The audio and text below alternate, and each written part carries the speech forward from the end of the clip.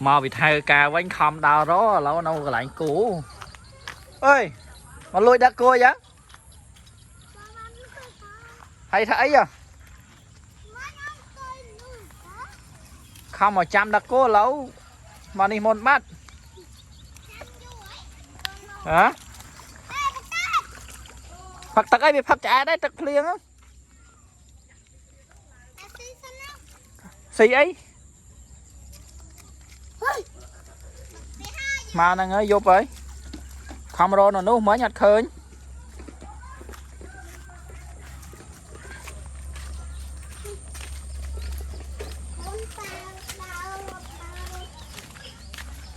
rồi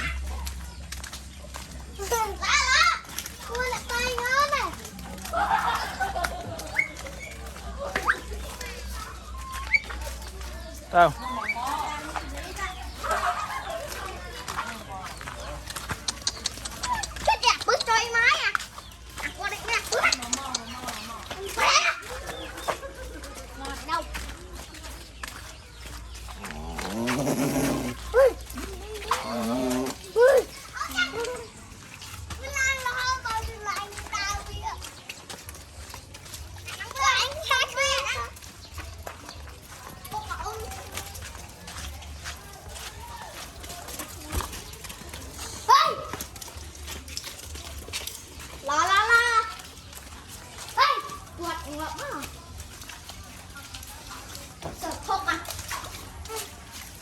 ôi biết làm cho một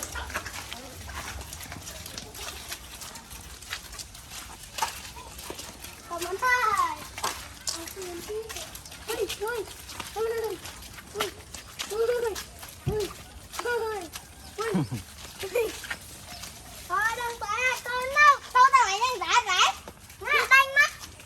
ở mỗi năng đầu việt đa cạnh năng năng vi châu đầu lọt này nghe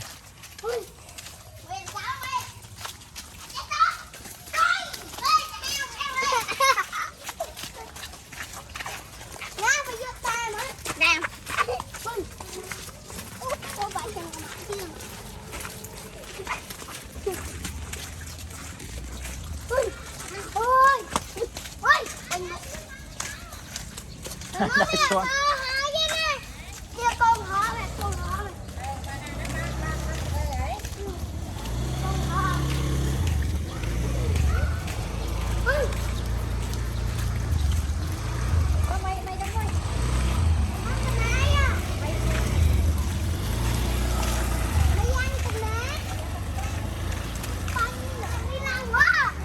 ở đây vô te lên vô tròn lên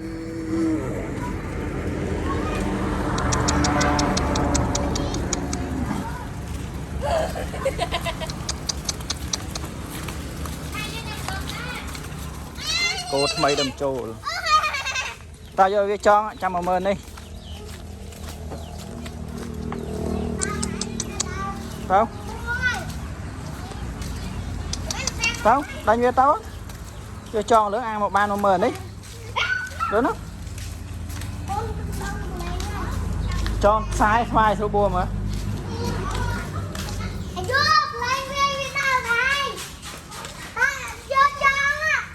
ở đây tròn